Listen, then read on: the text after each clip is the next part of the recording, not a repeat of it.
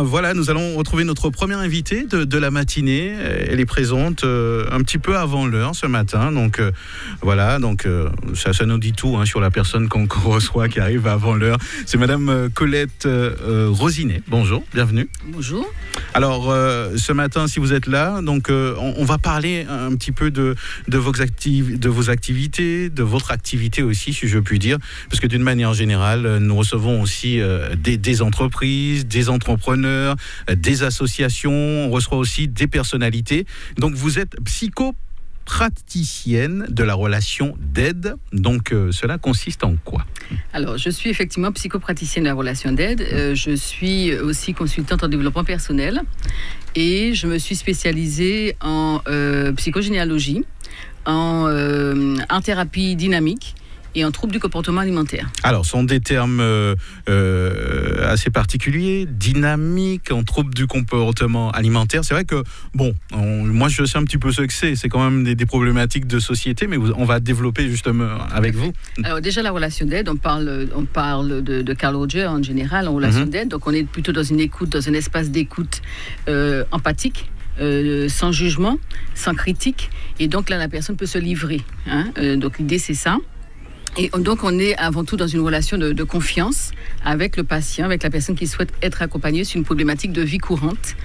Donc, ça peut être une problématique liée à un positionnement, un problème de place dans la société, dans la vie, je dirais en général. Ça peut être un problème de gestion émotionnelle, des difficultés relationnelles, etc., etc. Donc voilà, on est sur des problématiques, je dirais, courantes de vie. Et quelles sont, on va dire, les problématiques que vous rencontrez le plus La gestion émotionnelle et la difficulté de place. C'est vrai que ça, c'est un fait où tout le monde, à tout moment de leur vie, peut être confronté à ce genre de situation. Ça peut être un décès, une séparation, plein de choses. Donc vous êtes installé au François, c'est ça ? Oui, tout à fait. Donc le centre Graines de Plénitude que je représente aujourd'hui est installé depuis 1 an au François, donc au quartier Hauteur-Bellevue, situé entre le Robert et le François, à mi-chemin. Voilà, depuis 1 an, depuis janvier 2017. Et on propose tout plein de belles et bonnes choses pour que le Martiniquais se remette, je dirais, au centre de sa vie. Alors, on va en parler de toute façon. Quand on vient vous voir, quel type de personne vient vous voir ? Alors, c'est un centre déjà qui est dédié à tout public, enfants, ados, adultes, seniors. Même les ados et les enfants. Même les ados et les enfants. J'ai principalement des femmes au jour d'aujourd'hui. Alors que les hommes sont aussi concernés, je dirais, par des problématiques de vie. Est-ce que ça veut dire que les femmes ont plus envie de s'occuper d'elles ? Je me pose la question. Je ne pouvais pas l'affirmer, mais c'est une hypothèse qu'on peut poser, effectivement. Ouais, envie de s'en sortir, envie d'avancer. Et pourtant, peut-être qu'on sait que les hommes, d'une manière générale, pourtant, ils veulent bien parler, mais ils ont plus de mal peut-être à franchir le pas. C'est ça, je crois que c'est ça. C'est le pas qui est peut-être difficile à franchir. Une fois qu'ils sont là, j'avoue que ça se passe bien. Ils restent. On est sur des thérapies brèves, ce que je n'ai pas dit. Donc on n'est pas sur une thérapie qui s'étale dans le temps. Dans le temps, ouais. Donc ça peut être quelques semaines, ça peut être quelques mois, mais voilà, on n'est pas sur une psychanalyse, c'est pas du tout mon boulot. Je me positionne vraiment sur la thérapie du bien-être et donc des thérapies brèves. Alors quand on vient vous voir, ça veut dire que je prends mon téléphone, j'appelle donc à votre cabinet, je peux dire ça comme ça. Ça se passe comment ? Alors déjà, quand vous appelez, en général, quand les personnes appellent, il y a des personnes qui font confiance, je dirais, tout naturellement. Parce que vous savez, on part du principe que la loi de l'attraction est à l'œuvre. On appelle à soi certains profils, certaines personnes. C'est ça. Donc il y a des personnes qui viennent déjà en confiance, et puis il y en a d'autres qui proposent de venir d'abord visiter le centre. Est-ce que je peux vous approcher, échanger avec vous ? Donc oui, ça c'est possible, on prend le temps d'échanger. L'idée étant qu'on mette en place une relation de confiance, c'est quand même essentiel quand on veut se faire suivre. Alors en général, donc il y a une prise de rendez-vous. donc par un appel téléphonique. Et puis, au premier rendez-vous, on fait ce qu'on appelle une anamnèse, c'est-à-dire j'ai un certain nombre de questions que je suis amenée à poser pour cerner, je dirais, le profil et puis la problématique et l'attente de la personne. Il est vrai que je n'ai pas commencé par cette question, mais comment on devient psychopraticienne? J'ai même du mal à le dire, tiens. C'est pas très simple. Oui. Psychopraticienne Oui. de la relation d'aide. Comment est-ce qu'on devient? C'est une très belle question. Comment y répondre? Je dirais qu'aujourd'hui, j'ai le sentiment d'être vraiment sur ma mission de vie. Oui.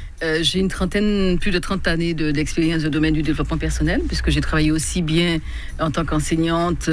J'ai accompagné sur des projets professionnels, accompagné des détenus de Martinique et de Métropole.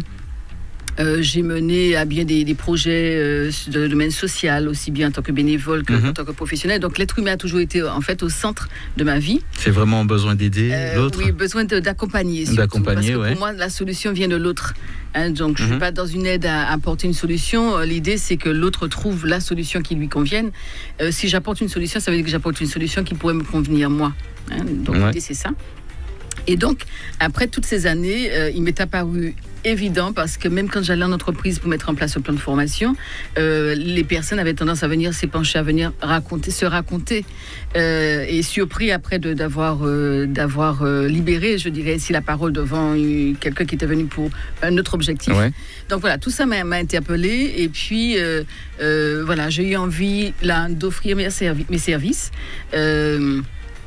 D'offrir, je dirais, mon parcours expérientiel, parce que le profil, c'est la formation, certes, mais c'est surtout aussi l'expérience qu'on a derrière, qui définit un profil qui est spécifique, et je crois que le mien l'est. Donc, je suis venue tout naturellement, je dirais, à la relation d'aide, parce que c'est quelque chose qui me porte depuis des années. Quel type de public? Toutes les classes? Un peu monsieur tout le monde? Toutes les classes. J'ai des enseignants, des infirmiers, des demandeurs d'emploi un peu moins, parce que c'est vrai que la séance a un coût et que ce n'est pas toujours évident. Même en espaçant ces séances-là, j'ai de tout. J'ai des médecins, voilà. Et quel est vraiment votre sentiment au fil des années avec votre expérience? Moi, je ne veux pas dresser un bilan ou dire que ça va de plus en plus mal, mais peut-être que les gens cherchent à s'occuper d'eux, à s'en sortir peut-être. J'allais le dire sous cette forme-là. Je ne pourrais pas dire que ça va de plus en plus mal. Je crois que on a de plus en plus besoin de s'occuper, de prendre soin de soi. Je crois qu'on a compris qu'on avait en nous un potentiel qui était inimaginable, qui était là à notre service, et qu'il était urgent de prendre soin de soi. Donc des gens se mettant au cœur de sa vie, parce que c'est vraiment quand on est en lien, quand on est connecté à soi, qu'on arrive à se rendre compte qu'il y a des émotions, qu'il y a des besoins, qu'il y a des désirs qui nous traversent. Et l'idée, c'est d'arriver justement à être le plus juste possible en accord avec soi. D'accord. Je vois que vous faites aussi des ateliers, des conférences. Donc je suppose que ce sont des choses qui sont ouvertes au grand public. Ça se passe comment d'une manière générale? Alors déjà, l'espace est conçu. Le centre de plénitude est conçu en 4 espaces d'accompagnement. Vous avez un espace qui s'appelle Espace Harmonie qui propose tous les mois des rendez-vous. Des rendez-vous grand public. Vous avez donc une conférence le dernier vendredi du mois, chaque fois sur des thématiques différentes. Vous avez le dernier dimanche du mois un atelier en développement personnel, un groupe de parole, un apéro conte ou un apéro littéraire en fonction du mois, et puis un club du rire qui fonctionne aussi. Ah, ça c'est bien aussi. Voilà. Donc on a différentes portes d'entrée, je dirais, au niveau du centre qui permettent d'aller toujours vers le bien-être, vers le ressourcement et l'épanouissement. Alors, donc on a parlé de l'accompagnement thérapeutique. La salle de musicothérapie, c'est de ce que vous nous parliez à l'instant? Non. Alors là, j'ai parlé des événements collectifs. Des collectifs, voilà. D'accord. Donc en fait, on a un autre espace qui s'appelle l'espace parenthèse. Et donc l'idée, c'est de s'offrir un cocon, un moment à soi, une parenthèse. Et dans cet espace parenthèse, vous avez une salle de musicothérapie. réceptive. Pourquoi réceptive? Parce qu'on écoute de la musique. On a aussi par ailleurs de la musicothérapie active, et là on produit du son avec un instrument ou avec son corps, qui est déjà un premier instrument, je dirais. Et donc en ça de musicothérapie réceptive, on écoute de la musique spécifique, qui est une musique multidimensionnelle, qui permet de réharmoniser les cellules du corps, qui permet de dénouer des nœuds énergétiques par exemple, qui apaise, qui fait du bien. Vous avez eu des résultats intéressants résultats intéressants. Donc effectivement, alors deux possibilités où les patients que je suis peuvent terminer la séance par la musicothérapie, ou quelqu'un peut décider de se soigner uniquement avec cet outil. Quand je vois un petit peu ce que vous proposez, on pourrait dire que on a du mal à prendre du temps pour nous-mêmes. On a du mal à prendre du temps pour nous-mêmes. Je dis souvent, on est souvent chez le voisin, chez l'autre, pas chez soi. Souvent à apporter son concours, à apporter son aide, malgré ce que notre corps nous dit, en fait, parce qu'on reçoit des signes. La maladie, c'est quand même le mal à dire. Donc on reçoit des signes, on a des symptômes qu'on n'écoute pas. Et donc, on est là à se donner à l'autre, alors que, logiquement, sans appeler ça de l'égoïsme et de l'amour pour soi, on devrait s'aimer. C'est vraiment soi qu'on a aimé davantage. L'idée, c'est ça. Alors, quand on fait une petite synthèse, c'est que ce que vous proposez réellement, c'est que finalement, que les patients, peut-être que, j'ai pas tous les mots, finalement, les gens prennent conscience qu'eux aussi, ils existent et qu'ils ont le droit de profiter de la vie et de prendre conscience d'eux-mêmes, quoi. En toute liberté d'être. Parce que pour moi, mon travail, c'est vraiment d'être. Et de laisser progressivement de côté toutes ces carapaces, tous ces masques que nous mettons quand nous sommes en fait en contact avec l'autre et parfois même avec nous. Il y a des études qui prouvent que beaucoup de personnes en fin de vie regrettent de n'avoir pas vécu leur vie, mais d'avoir juste vécu par rapport au regard des autres. On est sur un petit territoire. C'est ça. Culturellement parlant, c'est très très ancré. On a du mal à exprimer ses émotions parce qu'on a souvent entendu dire si tu pleures, c'est que tu es faible. Si tu te mets en colère, c'est pas bien, etc., etc. Donc, on a pas mal de choses qui sont très nouées, très, très bloquées. Et l'idée, c'est d'arriver à être et à s'ouvrir au monde, à s'ouvrir à la vie, à la belle vie que nous avons à vivre là, sur Terre, quoi. Alors, en parlant avec vous, je sens vraiment que c'est quelque chose qui vous tient à cœur et que vous avez ça à l'intérieur de vous, en fait. Et je vois aussi qu'il y a un espace qui s'appelle un espace Sens, c'est ça? Espace Essence. D'accord. Qui est en fait le dernier espace que j'ai créé, parce que chaque fois que je parlais de ce centre au Martiniquais, il me disait, est-ce qu'il y a des massages? Voilà. On est dans l'ère des massages. Je me suis dit, c'est aussi une porte d'entrée vers le bien-être, pourquoi pas, effectivement. Donc, c'est un espace qui propose des soins corporels, donc des soins énergétiques et des massages, massage de tout le corps et massage du pied, des pieds plutôt.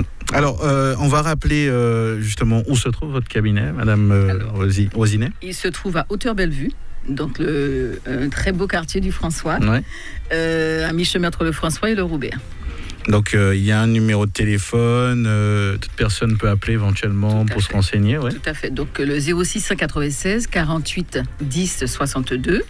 Et un site internet où nous avons souhaité mettre, en tout cas, présenter un maximum de ce que nous proposons, qui est grainedeplénitude.com. D'accord. Est-ce que j'ai une question qui me trotte là. D'après vous, est-ce que tout cela, on va dire tout ce qu'on vit, tout le mal-être, en quelque part de la Martinique, on va pas généraliser, mais est-ce que c'est pas dû un petit peu à l'éducation, à la problématique du fonctionnement de la famille, etc. D'après vous? En fait, vous avez différentes portes d'entrée, différentes manières d'approcher. C'est jamais un élément, c'est une série d'éléments. Alors, ma première conférence a été sur nos matériaux de construction, histoire de vie et conscience de soi. Alors, c'est important de savoir qu'on a une multitude de matériaux de construction et donc surtout une perception personnelle par rapport à notre structure de personnalité de ces matériaux que nous avons reçus. Il y a donc l'éducation, certes, qui occupe une place très importante. Il y a aussi des mémoires transgénérationnelles parce que nous sommes dans un arbre généalogique. Nous ne sommes pas arrivés, nous sommes une feuille d'un arbre. Toutes les feuilles reçoivent la même sève, je dirais. Et en fait, nous avons des choses qui nous sont transmises par notre lignée, ouais, je dirais, ça. par nos ancêtres, que nous portons, et parfois des fois fardeaux que nous ignorons aussi. Voilà, qui ne nous appartiennent pas à nous dans cette vie personnelle, mais qu'on a hérité, en fait, quelque part. Ouais, c'est pas évident tout ça. Et il faut démêler tout cela et se trouver le vrai moi, en quelque part. Si on a envie, effectivement, d'être soi, c'est important de passer par là. Alors, beaucoup de personnes vivent tranquillement jusqu'au terme de leur vie sans se poser de questions. Ouais. Après, comment sont-ils réellement face à leur miroir interne, je dirais la question leur appartient et la réponse aussi. Ça donne réellement envie de venir dans les ateliers ou ne serait-ce que dans une conférence. Il y en a un prévu bientôt ? Tout à fait. Alors, la prochaine conférence, c'est vendredi de cette semaine, donc, qui porte sur la pensée créatrice au service d'une vie plus harmonieuse. Nous savons que nous sommes ce que nous pensons. Donc nous savons aussi que la loi de l'attraction est à l'œuvre. Ça veut dire que si je pense que je suis incapable, je serai effectivement incapable. Ouais. L'idée, c'est ça. Ouais. Donc voilà, discuter sur cette thématique, approcher l'influence de la pensée sur ce que nous sommes, et surtout se rendre compte qu'il y a possibilité, on est sans cesse, je dirais, à des carrefours, sans cesse à pouvoir faire des choix. On a une possibilité, effectivement, encore aujourd'hui, quel que soit notre âge d'ailleurs, d'aller dans une nouvelle direction. Ma signature professionnelle, c'est oser le changement. Donc d'oser le changement et donc de modifier le regard que nous posons sur les choses, de modifier nos pensées de façon à pouvoir nous épanouir pleinement et aller vers ce que j'appelle l'état gagnant. Voilà, donc l'objet de cette conférence, c'est cela. Et puis dimanche matin, nous avons donc de 8h30 à 14h un atelier sur le regard. Sur nos émotions. Donc ça s'appelle regard sur nos émotions. Donc l'idée, c'est vraiment de faire silence avec soi, de se retrouver avec soi. On utilise des outils très concrets et très ludiques pour cela. Donc il y a toujours un apport théorique. On a un travail qu'on fait parce que dans mon jardin, j'ai mis en place ce parcours sensoriel qui est inédit ici, donc qui permet de se connecter à soi en se connectant à ses 5 sens. Donc on fait un travail sur soi pour se rendre compte qu'il y a des choses qui se passent et que si je les écoute, en fait, ça veut dire que je me respecte. On pourrait aller très très loin, c'est vrai, ne serait-ce que sur les émotions. En vous écoutant un petit peu, j'ai vraiment l'impression que c'est un peu la pièce maîtresse, cette gestion des émotions sur sa vie. Ouais. Plus de 75% des maladies sont liées à la sont psychosomatiques, donc il y a une somatisation. Vous avez vu des gens guérir pratiquement juste... combien, peut-être pas guérir, mais en tout cas en chemin. Ouais, en chemin. On est en chemin jusqu'au bout, l'idée c'est ça. Donc des personnes qui ont compris qu'en modifiant certaines choses dans la perception, on peut modifier totalement sa vie. Effectivement, parce que c'est vrai qu'on peut constater des fois, même sans s'en rendre compte, avec les émotions, se stressant, se crispant en continu, on finit par attirer des choses, finalement. Tout à fait. Je dis souvent aux gens, mais alors non seulement il y a la gestion émotionnelle de cette manière-là, mais souvent elle est déviée vers autre chose. Combien de personnes je reçois à mon cabinet qui, quand ils sont en colère, se mettent à pleurer? Il y a une vraie difficulté. Quand on est en colère, la colère, le symptôme qui va avec la colère, ce n'est pas le pleur. Le pleur, ça va avec la tristesse. Donc il y a souvent des émotions qui sont déviées parce qu'elles sont déviées vers des émotions qui sont socialement, en tout cas que nous percevons comme étant socialement plus acceptables. Voilà, donc il y a toute une gestion, toute une approche des choses qui transforment en fait la vie. On ne dira pas tout aujourd'hui. Et effectivement, donc si vous vous sentez concerné et que vous avez envie de vous retrouver dans un premier temps et d'avoir des petits conseils, donc on va rappeler le lieu où vous trouvez vos coordonnées téléphoniques. Tout à fait. Donc centre Graines de Plénitude, nous sommes au quartier Hauteur-Bellevue du François, donc à mi-chemin entre le François et le Robert. Et donc mon portable, le 0696 48 10 62, et le site internet grainesdeplénitude.com. Merci d'être venu nous parler de vos activités, Madame Colette Rosinet. Et puis on espère justement vous recevoir un de ces jours où peut-être qu'on abordera un thème justement. Tout à fait. En tout cas, merci de m'avoir invité. Et puis je souhaite une très très belle journée à tous vos auditeurs. Merci. À très vite. À très bientôt.